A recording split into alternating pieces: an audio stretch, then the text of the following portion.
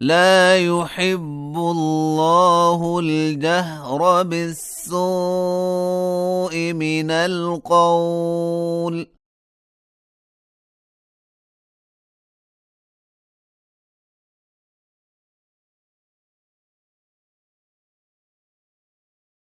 إلا من ظلم.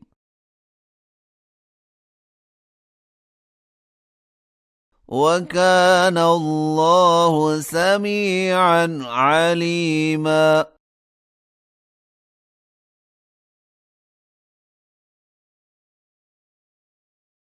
إن تبدوا خيرا أو تخفوه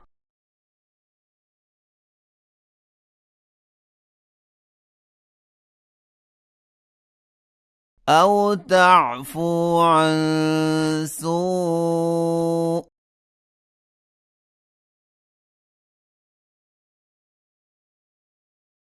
فإن الله كان عفوا قديرا.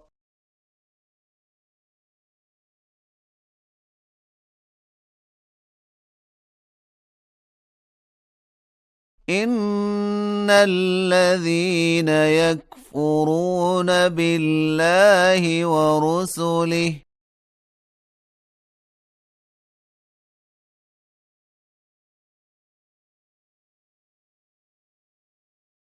ويريدون أن يفرقوا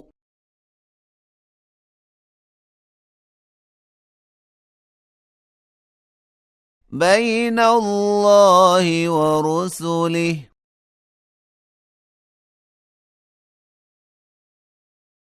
ويقولون نؤمن ببعض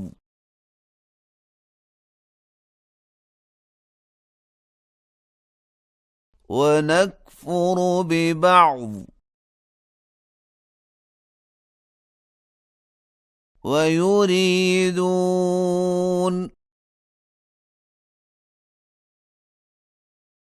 أن يتخذوا بين ذلك سبيلا.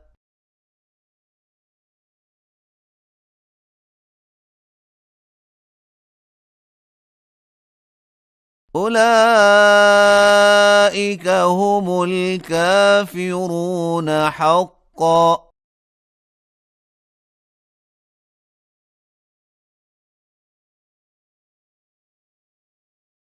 وأعتدنا للكافرين عذابا مهينا.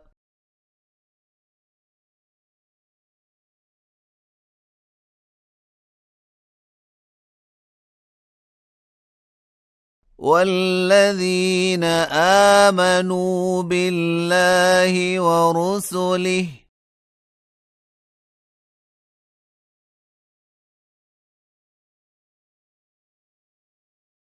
ولم يفرقوا بين أحد منهم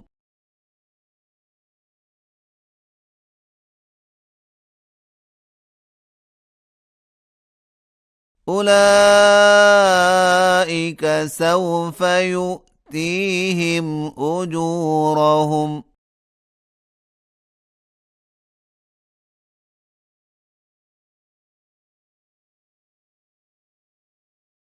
وكان الله غفورا رحيما.